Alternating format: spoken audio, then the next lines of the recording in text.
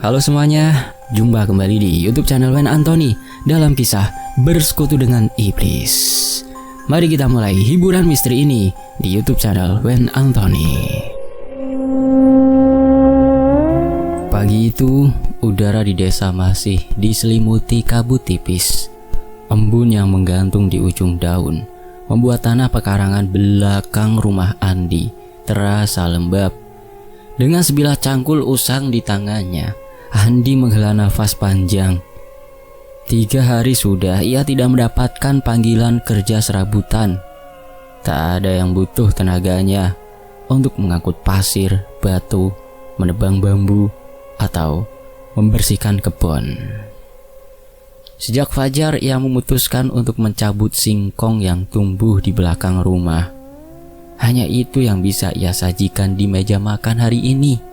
Singkong-singkong itu ia bersihkan dari tanah, lalu dibawa masuk ke dapur. Ijah, istrinya, sudah menyiapkan panci berisi air di tungku tanah liat. Api menyala pelan dari batang kayu yang menyala setengah, menebarkan aroma asap khas kayu bakar. Singkong lagi, gumam Rio, si bungsu yang baru bangun tidur. Bocah berumur 8 tahun itu mengerutkan dahi sambil duduk di tikar dekat dapur. Ia menatap panci yang mulai mengeluarkan uap panas dengan wajah kesal. "Iya nak, cuma ini yang ada," sahut Andi pelan, mencoba tersenyum walau hatinya terasa perih. Namun Rio malah mengerucutkan bibir. Wajahnya merah menahan amarah. "Aku mau ayam goreng tepung yang ma bikin waktu lebaran kemarin," ujarnya sambil menghentakkan kaki kecilnya ke lantai bambu. Andi terdiam menatap anaknya itu. Permintaan sederhana itu justru terasa seperti tamparan keras. Ia paham betul rasa rindu Rio pada makanan itu. Tapi untuk sekarang, membeli ayam saja sudah di luar jangkauan. Rio mulai merengek.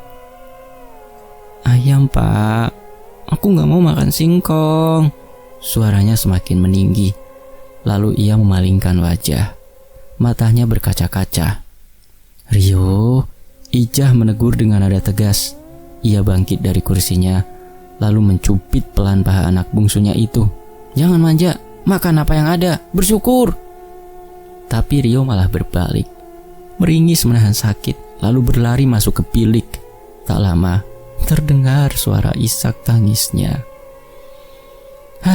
Andi hanya bisa menghela nafas berat. Ia tahu anaknya lapar. Ia tahu singkong rebus tak akan membuat bocah seusia Rio bersemangat. Namun, apa yang bisa ia lakukan?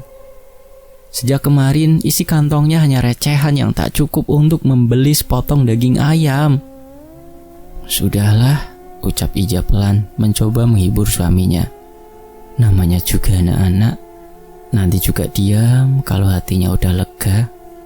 Andi mengangguk, tapi matanya menerawang.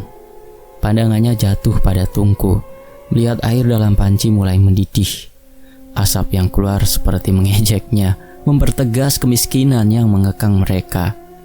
Sesaat kemudian, ia bangkit dan berjalan ke bilik.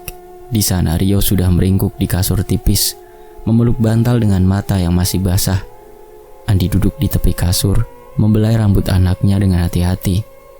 "Maaf nak," bisiknya lirih, hampir tak terdengar.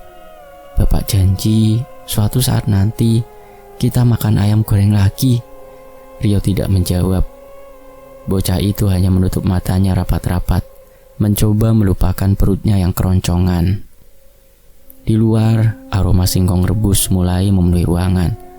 Namun bagi Andi, bau itu kini tak lagi mengundang selera. Justru terasa seperti pengingat pahit bahwa hidupnya sedang berada di titik terendah. Andi duduk di tepi tikar usang, memandangi kedua anaknya yang kini sudah duduk di sudut ruangan. Ranu, si sulung berumur 10 tahun, hanya diam sambil memeluk lututnya. Matanya menatap lantai, seolah tak ingin ikut terlibat dalam keributan pagi itu. Sementara Rio adiknya masih cemberut keluar dari bilik. Bekas air mata di pipinya belum kering. "Sudahlah Rio, nanti Kalau bapak dapat kerja lagi, kita beli ayam yang bumbunya enak, garing di luar, empuk di dalam, ucap Andi mencoba menenangkan. Suaranya lirih namun penuh janji. Rio mengangkat wajahnya, menatap ayahnya dengan tatapan penuh harap, bercampur kecewa. Bapak ngapusi, bapak bohong. Katanya kemarin juga mau beliin, tapi gak jadi. Suaranya gemetar, tapi cukup untuk menusuk hati Andi. Andi tersenyum kecut. Ia tahu betul, anak kecil memang tak mudah dibohongi, apalagi kalau soal makanan yang mereka sukai. Bapak ndak bohong nak, bapak orang ngapusi. Nanti kalau bapak kerja pasti bapak belikan 2 ekor kalau perlu. Namun janji itu rupanya tidak cukup. Rio mulai menangis lagi. Tangisnya lebih keras dari sebelumnya. Ia melemparkan bantal ke lantai.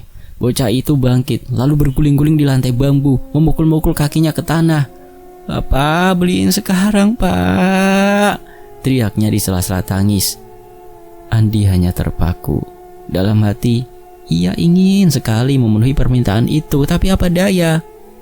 Uang di sakunya tak cukup, bahkan untuk membeli sepotong sayap ayam di warung terdekat. Ijah yang sejak tadi duduk di dekat tungku menghela nafas panjang. Ia mendekat lalu menunduk di samping Rio. Dengan cepat lagi, tangannya menjepit paha anak itu. Cubitan itu membuat Rio terlonjak dan semakin menangis.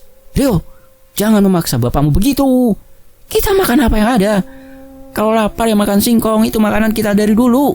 Gak usah banyak protes," bentak Ijah. Suaranya bergetar menahan kesal. Rio terdiam sejenak, lalu menatap emaknya dengan mata merah berair. "Aku bosen, Mak," suaranya mengecil, lebih seperti keluhan yang keluar dari hati yang lelah. Andi menarik nafas dalam, lalu mendekat. Ia mengangkat tubuh Rio, menundukkannya di pangkuan. Tangannya membelai kepala anak itu perlahan.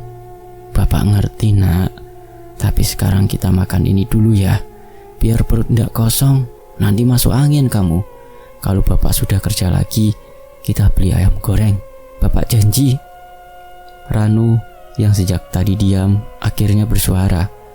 "Ya udah Rio, makan singkong aja dulu. Kalau lapar terus nangis nanti malah sakit." Rio menoleh ke kakaknya, lalu menunduk. Tangisnya mulai mereda, hanya tersisa sesenggukan kecil.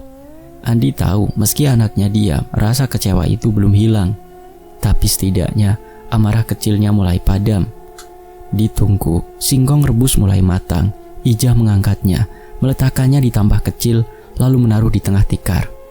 "Ayo makan, biar ndak kosong perutnya," katanya singkat. Andi memandang anak-anaknya lagi. Dalam hati ia bersumpah akan menepati janjinya, entah bagaimana caranya. Karena baginya janji pada anak adalah utang yang harus dibayar meski dengan pengorbanan besar. Malam itu, rumah Andi terasa lebih sunyi dari biasanya. Angin dari celah-celah dinding anyaman bambu masuk, membawa hawa dingin yang menusuk tulang. Di tikar tipis yang membentang di lantai, Rio terbaring meringkuk, memeluk bantal lusuh peninggalan neneknya. Kelopak matanya masih basah, dan setiap kali ia menghela nafas, terdengar suara kecil yang menandakan perutnya kosong.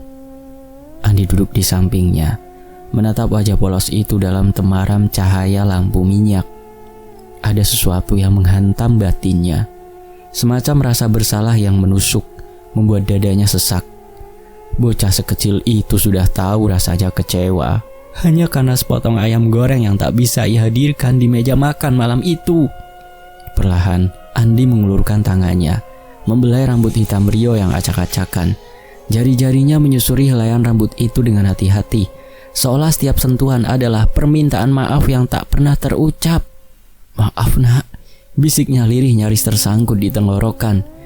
Matanya berkaca-kaca. Mengapa ia tak bisa memberikan kehidupan yang lebih layak? Mengapa ia tak mampu memenuhi permintaan sederhana dari anaknya sendiri? Ayam goreng hanya makanan sederhana, tapi bagi keluarganya itu sudah termasuk kemewahan. Terakhir kali mereka menikmatinya saat lebaran kemarin. Sudah 3 bulan berlalu, namun rupanya rasa gurih dan renyah itu masih terpatri jelas di ingatan Rio. Ija yang duduk tak jauh dari situ sambil menjahit pakaian yang koyak, sesekali melirik ke arah mereka. Ia tahu suaminya sedang menahan beban berat di pikirannya. Namun Ija memilih diam. Kadang kata-kata justru tak mampu menenangkan hati yang terlalu penuh. Andi menatap wajah Rio lagi. Bibir mungil anak itu sedikit terbuka. Nafasnya teratur meski sesekali perutnya berbunyi pelan. Andi tahu itu suara lapar yang dipaksa tidur. Hatinya berdenyut sakit. Di luar suara jangkrik bersaut-sautan menemani sunyi malam. Andi mencoba mengalihkan pikiran. Namun bayangan ayam goreng yang diminta Rio terus menghantui benaknya. Ia membayangkan daging ayam yang digoreng kering, aroma harum tepung berbumbu yang menyeruak dan wajah anak-anaknya yang tersenyum puas saat menyantapnya. Tiba-tiba sebuah ide liar muncul di kepalanya. Mungkin besok ia bisa meminjam uang pada tetangga atau mencoba mencari kerja apa saja meski hanya untuk 1 hari. Yang penting Rio bisa makan ayam goreng itu. Namun ide itu cepat pudar. Hutang mereka sudah cukup banyak dan tak semua tetangga mau membantu lagi. Yang kemarin saja belum disauri. Andi menarik nafas panjang lalu menyandarkan punggung ke dinding bambu. Ia menatap atap rumah yang sebagian sudah menghitam karena asap tungku. Dalam hati ia berjanji akan berusaha lebih keras. Ia tak ingin anaknya tumbuh dengan perut kosong dan hati penuh kecewa seperti dirinya dulu. Sebelum memejamkan mata, Andi kembali menatap Rio. "Tidurlah nak, besok kita coba cari rezeki lagi," gumamnya pelan. Ia mengecup kening anak itu, lalu menutup mata, mencoba mengusir rasa bersalah yang menggantung di dadanya. Pagi itu sinar matahari menerobos masuk lewat celah dinding bambu membentuk garis-garis tipis di lantai rumah. Andi duduk di dipan bambu yang sudah mengeluarkan bunyi berderit setiap kali ia menggeser posisi. Di depannya, Ija duduk bersila, matanya fokus pada pakaian koyak yang sedang ia jahit. Jemarinya lincah menusukkan jarum, seakan tak mau terganggu oleh pikiran lain. Andi memperhatikan istrinya itu cukup lama. Raut wajah Ija memang selalu terlihat tegar. Namun Andi tahu, hatinya juga penuh kekhawatiran. Di sudut ruangan, tumpukan pakaian lain menunggu giliran untuk diperbaiki. Semua baju itu sudah terlalu lama dipakai. Warnanya pudar, benangnya mulai rontok, bahannya berudul. "Bu," panggil Andi pelan. Ija berhenti sejenak menoleh sekilas. "Iya pak." Aku ada rencana bu. Mungkin ini jalan supaya kita tidak terus-terusan begini." Nada suara Andi berat, seperti menahan sesuatu yang sulit diucapkan.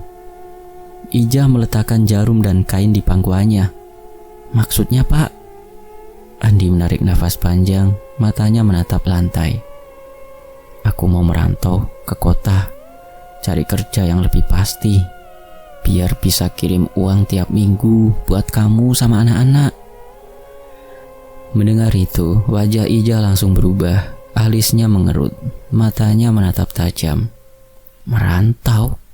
Sampean serius pak?" "Serius bu, bapak ndak mau anak-anak terus makan seadanya. Aku ndak mau Rio sama Ranu tumbuh dalam kekurangan kayak kita." Suara Andi sedikit bergetar. Tapi Ija langsung menggeleng keras. "Ndak, aku ndak setuju pak. Kita sudah susah. Jangan ditambah susah dengan sampean pergi jauh. Siapa nanti yang bantu aku di rumah? Siapa yang jagain anak-anak kalau aku sakit? Lagi pula, kerja di kota itu ndak gampang. Sampean belum tentu langsung dapat kerja."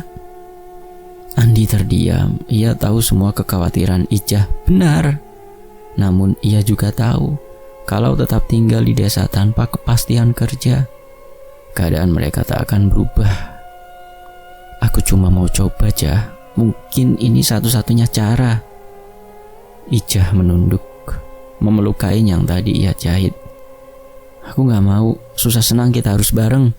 Kalau kamu pergi, rumah ini makin sepi. Anak-anak butuh bapaknya, bukan cuma kiriman uang." Hening sejenak. Hanya terdengar suara ayam berkokok dari luar. Andi menghela nafas berat. Ia tak tega meninggalkan keluarganya. Tapi bayangan wajah Rio yang kemarin menangis minta ayam goreng terus menghantui pikirannya. Ia menatap istrinya lagi. Jah, aku janji, kalau sudah dapat kerja, aku akan sering pulang. Aku gak akan lupa sama kamu dan anak-anak. Ijah memalingkan wajah, menahan air mata yang hampir jatuh. Janji itu tidak akan menghapus rindu, Pak, ucapnya lirih. Suasana di ruangan itu menjadi berat. Andi tahu keputusannya akan melukai hati istrinya, tapi ia juga merasa tak punya pilihan lain. Dalam diam ia mulai memikirkan cara meyakinkan Ijah tanpa membuatnya semakin khawatir. Pokoknya susah senang kita bareng, Pak, ucap Ijah lagi. Kali ini sambil menatap mata suaminya. Kalau sampean pergi, sampean akan kehilangan banyak hal. Anak-anak cepat besar. Sampean bisa ketinggalan momen yang gak akan terulang lagi.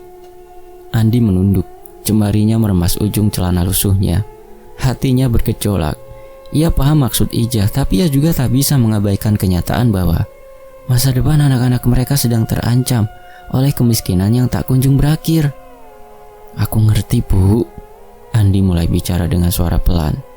Tapi aku ndak mau Rio sama Ranu ngalami nasib kayak kita. Waktu aku kecil, bapakku ndak pernah bisa beliin apa-apa. Aku ngerti rasanya iri sama anak-anak lain yang makan enak, sekolahnya lengkap, bajunya bagus. Aku ndak mau anak-anak kita merasakan itu terus, Bu. Ijah menatap suaminya dengan mata yang mulai berkaca-kaca.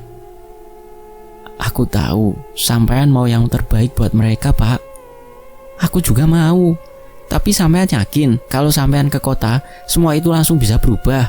Lah kalau ternyata sampean ndak dapat kerja atau malah sakit di sana, siapa yang ngurus sampean, Pak? Suasana hening kembali. Dari dapur terdengar bunyi kayu terbakar di tungku yang perlahan mengecil. Aroma singkong rebus yang tersisa dari makan malam masih tercium, menjadi pengingat bahwa mereka belum punya lauk yang layak sejak berhari-hari. Andi menghela nafas panjang. Aku ndak minta semua berubah secepat itu, Bu. Aku cuma mau nyoba. Kalau berhasil, anak-anak bisa makan lebih baik, sekolahnya terjamin. Ya kalau gagal, aku langsung pulang. Ijah menggeleng pelan. Ia lalu berdiri, berjalan ke sudut ruangan di mana Ranu dan Rio tertidur pulas. Dengan gerakan hati-hati, ia membetulkan selimut tipis yang menutupi tubuh kedua anak itu. Lihat mereka, Pak. Mereka tidur nyenyak meski cuma makan singkong. Mereka masih bisa ketawa main layangan sore tadi. Yang mereka butuh sekarang bukan cuma makanan enak atau baju baru, tapi bapaknya. Kata-kata itu menusuk Andi. Ia memandang anak-anaknya yang terlelap. Wajah polos mereka seakan tak tahu betapa keras perjuangan orang tuanya. Ada rasa hangat sekaligus perih yang menyelinap di dada. Aku gak mau sampean kehilangan masa-masa ini, Pak. Besok-besok mereka tidak akan sekecil ini lagi, lanjut Ijah. Suaranya bergetar. Andi memejamkan mata. Perdebatan batinnya semakin kuat antara tetap di rumah untuk bersama keluarga atau pergi ke kota demi memperbaiki nasib. Ia tahu apapun pilihannya, ada harga yang harus dibayar. Ijah kembali duduk di sampingnya, meraih tangannya dan menggenggam erat. Pak, kita cari jalan lain. Jangan pisah dulu, jangan merantau. Kita masih bisa berjuang sama-sama di sini. Andi tak menjawab. Ia hanya membalas genggaman itu, merasakan hangatnya tangan Ijah yang seolah berkata, jangan pergi. Di lain hari, langit sore itu mulai meremang. Awan-awan tipis berwarna jingga memudar di ufuk barat. Andi melangkah cepat di jalan tanah yang mulai becek karena gerimis yang tadi. Di tangannya ia membawa karung kecil berisi sisa singkong rebus. Di tangannya ia membawa karung kecil berisi singkong. Rencananya akan ia masak untuk makan malam. Ia terburu-buru pulang karena tak ingin anak-anak menunggu terlalu lama. Namun di tikungan dekat pohon beringin tua, langkahnya terhenti mendadak. Dari arah berlawanan seorang pria tua berjalan membungkuk, menenteng tas kain lusuh. Andi tidak sempat menghindar. Tubuh mereka pun bertumbukan cukup keras hingga karung yang dibawa Andi hampir terjatuh. Waduh, maafkan saya, Nak. Maaf, ucap pria tua itu terburu-buru. Andi merapikan pegangannya, menggeleng pelan. Ndak apa-apa, Pak, saya juga ndak lihat jalan. Namun alih-alih beranjak pergi, pria itu malah menatap Andi lama. Tatapan matanya menusuk, membuat Andi sedikit gelisah. Wajahnya penuh keriput, tapi sorot matanya tajam seperti menilai isi hati seseorang. "Sampean ini Andi toyo, anak almarhum Pak Samin?" tanya pria itu dengan suara berat. Andi mengangguk meski heran. "Nggih Pak, lah tapi bapak niki sinten?" Pria itu tersenyum tipis. "Orang-orang memanggilku Mbah Bono." Nama itu membuat Andi sedikit terkejut. Ia pernah mendengar bisik-bisik tentang sosok ini. Seseorang dukun yang tinggal di pinggir desa, katanya sakti dan mampu membuat orang miskin jadi kaya mendadak. Tapi Andi tak pernah berniat berurusan dengannya. Mbah Bono melangkah mendekat. Suaranya lebih rendah. "Aku tahu keadaanmu sekarang. Susah kan? Anak-anakmu kurus, istrimu kelelahan. Kalau mau, aku bisa membantu mengubah nasibmu cepat tanpa perlu kerja keras bertahun-tahun." Andi tersenyum kaku, mencoba menolak halus. "Boten Mbah, matur nuwun. Tapi kulo lebih baik berusaha sendiri, saya ndak mau." Sebelum ia menyelesaikan kalimatnya, Mbah Bono mengangkat tangan. "Dengar dulu, ini bukan sekedar bantuan. Ini kesempatan. Pesugihan, satu langkah saja dan kau akan merasakan hidup yang belum pernah kau bayangkan. Uang, rumah layak, makanan melimpah untuk anak-anakmu." Andi tercekat. Kata pesugihan membuat tengkuknya dingin. Ia tahu betul, semua cerita tentang pesugihan selalu dibayar dengan harga yang mengerikan. Melihat keraguan di wajah Andi, Mbah Bono mendekat lagi hingga jarak mereka hanya beberapa jengkal. "Aku tahu apa yang kau pikirkan, tapi percayalah, tidak ada yang gratis di dunia ini. Kau mau anakmu terus menangis minta ayam goreng, sementara kau hanya bisa merunduk? Atau mau melihat mereka tertawa karena perutnya kenyang setiap hari, dan kau juga bisa membayar utang kepada tetangga-tetanggamu yang sekarang sinis padamu?" Andi menelan ludah. Pikirannya bercampur aduk. Bayangan wajah Rio yang menangis tempo hari kembali muncul. Tetangga yang menagih muncul. "Datanglah ke rumahku nanti malam, aku akan jelaskan semuanya," ujar Mbah Bono pelan, namun tegas, lalu berbalik pergi tanpa menunggu jawaban. Andi berdiri mematung, memandangi sosok tua itu menghilang di tikungan. Hatinya diliputi rasa penasaran, takut, sekaligus harapan yang samar-samar. Malam itu udara terasa pengap, meski angin malam masuk lewat celah dinding bambu.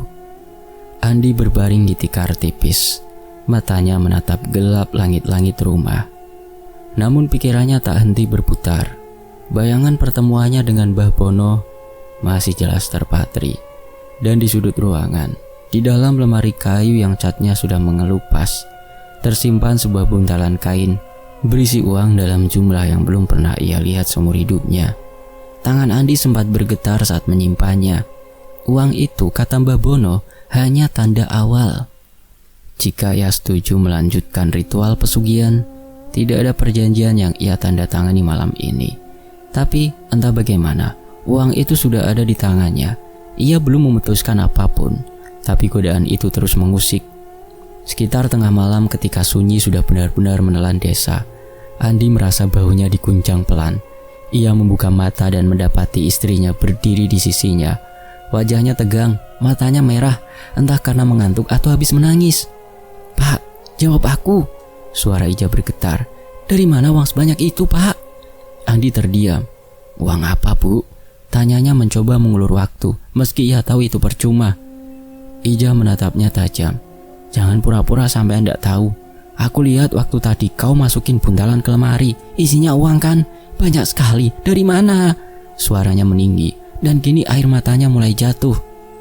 Andi duduk perlahan, menunduk. "Bu, Bapak bisa jelasin, Bu?" Namun Ija memotong cepat. "Jangan bilang kalau sampean nyolong. Aku ndak mau dengar. Biarlah kita makan singkong tiap hari. Biarlah anak-anak kurus, asal kita ndak makan dari uang haram." Tangisnya pecah. Andi menggeleng cepat. "Aku ndak nyolong, Bu. Aku ndak nyolong." Ija mengusap air matanya kasar. "Lah terus dari mana, Pak?" Andi menarik nafas panjang, lalu menceritakan pertemuannya dengan Mbah Bono. Bagaimana dukun itu tiba-tiba menawarinya jalan pintas menuju kekayaan, dan bagaimana tanpa diminta, ia langsung diberi sejumlah uang. Wajah Ijah pucat. "Mbah Bono, ritual pesugihan itu, Pak." Suaranya merendah, tapi jelas terdengar nada takut di sana. Sampean tahu ndak Pak, berapa banyak orang yang hancur hidupnya gara-gara itu Pak. Yang ndak cuma dirinya, tapi keluarganya juga ikut jadi korban. Andi menunduk. Ia tahu semua cerita itu, namun ia juga tahu perut anaknya tak bisa diisi dengan cerita saja. Bu, aku belum jawab. Tapi uang itu bukan rezeki yang berkah Pak, potong Ija dengan tegas. Kalau kita terima, kita sama saja jual diri ke iblis. Andi terdiam lama. Di luar suara angin malam menyusup lewat celah dinding, membuat lampu minyak bergoyang perlahan. Uang di lemari itu seakan berdenyut memanggil-manggil pikirannya. Ia menatap istrinya yang kini duduk memeluk lutut, terisak. Bu, aku cuma pengen anak-anak bisa makan enak, bisa bayar utang, ucapnya pelan. Ija mengangkat wajahnya yang basah. Dan ibu cuma pengen suami dan anak-anakku selamat Pak. Hujan rintik-rintik turun sejak pagi, membasahi jalanan tanah yang becek dan licin. Andi berjalan sendirian, langkahnya mantap menuju rumah Mbah Bono yang berada di ujung desa, tepat dekat rumpun bambu tua. Sebulan penuh ia dihantui kebimbangan, tapi hari ini ia memutuskan segalanya.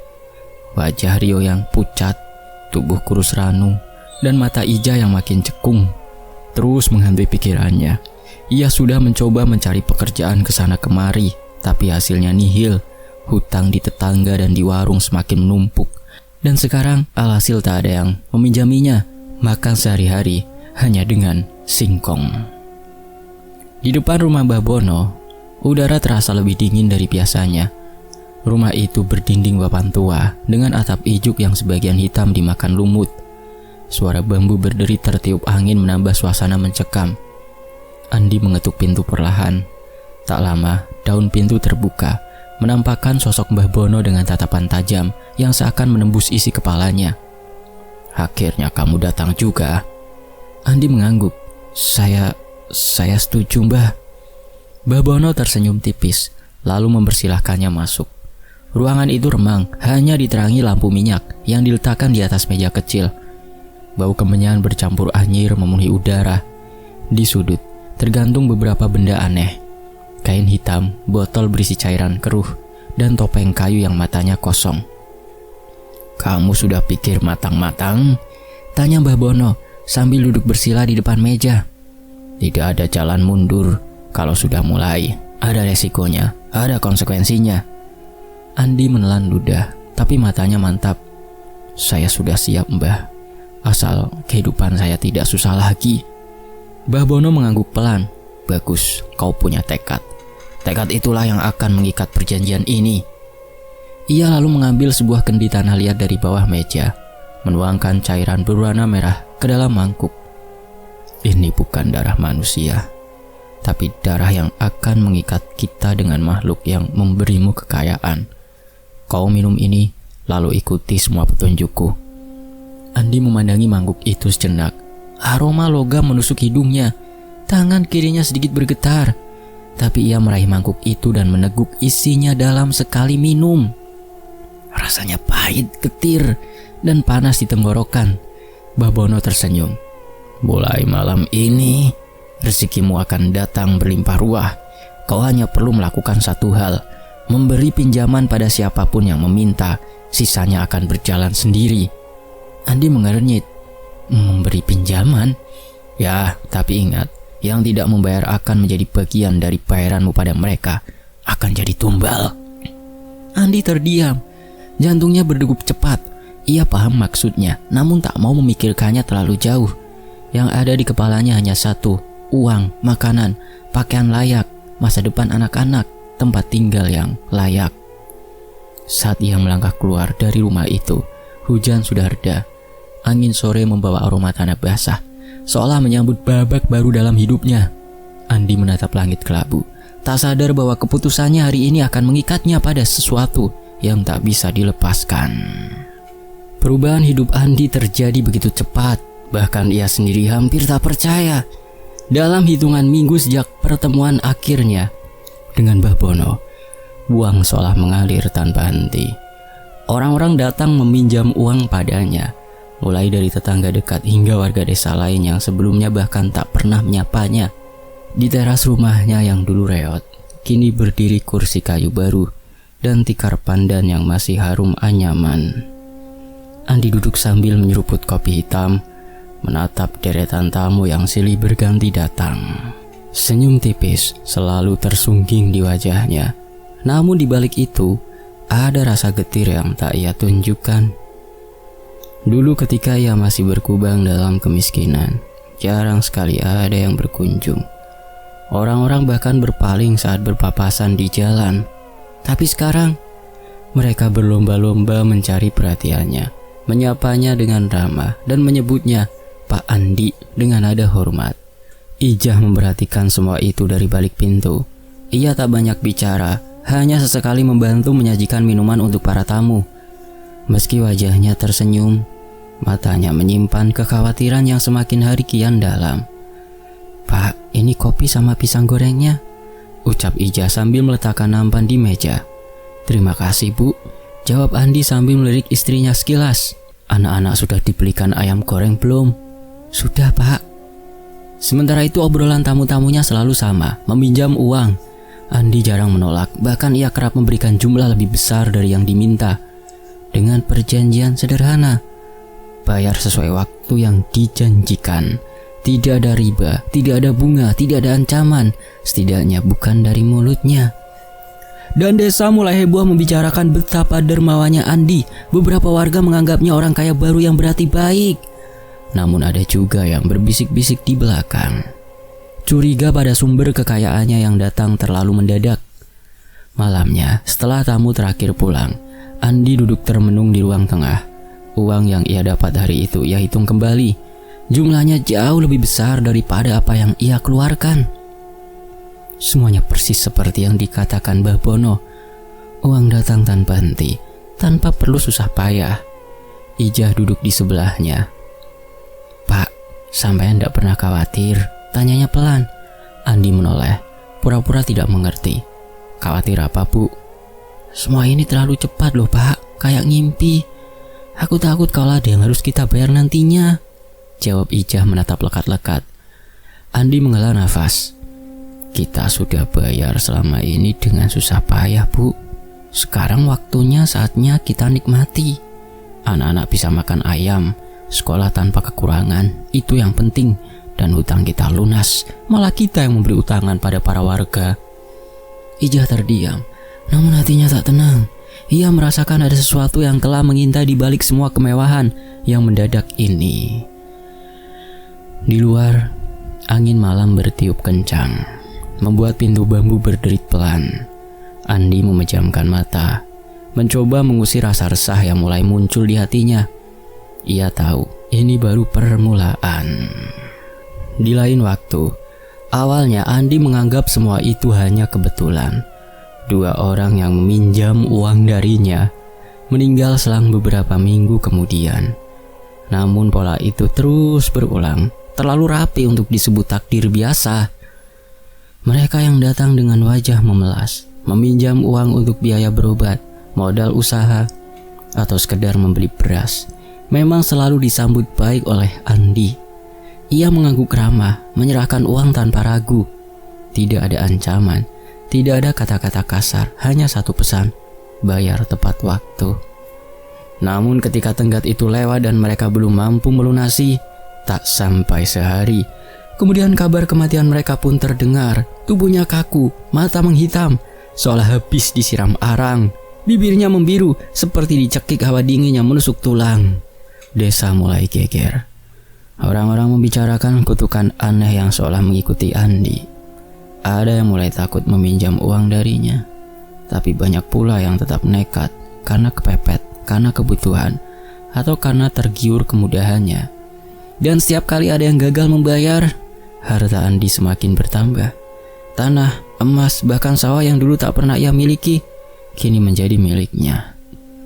Ijah melihat semua itu dengan hati yang semakin gundah. "Pak, sampean tidak lihat?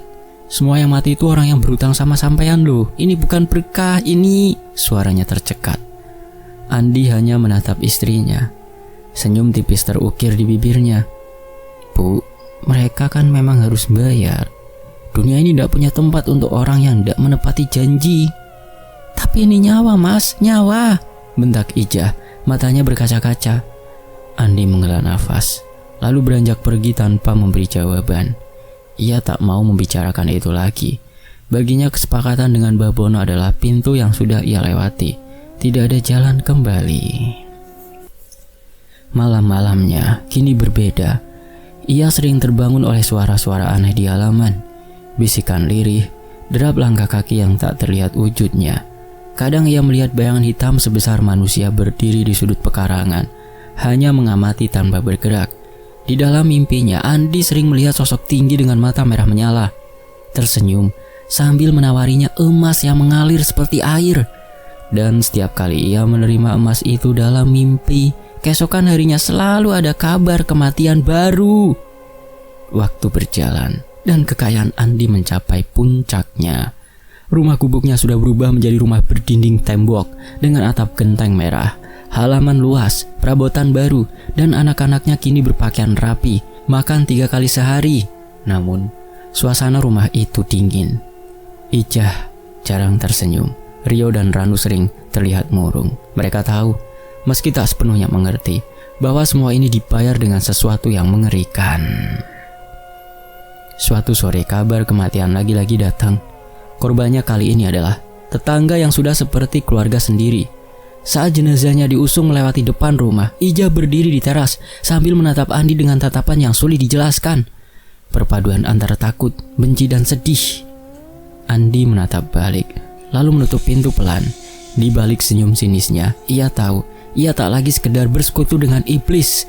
Ia sudah menjadi bagian dari perjanjian itu, dan perjanjian itu hanya akan berakhir saat nyawanya sendiri menjadi tumbal terakhir. Selesai. Demikianlah sebuah kisah di YouTube channel Wena Antoni. Mohon maaf kalau ada salah kata atau salah intonasi. Mohon maaf ya. Sampai jumpa di kisah berikutnya. Saya pamit. Wassalamualaikum warahmatullahi wabarakatuh.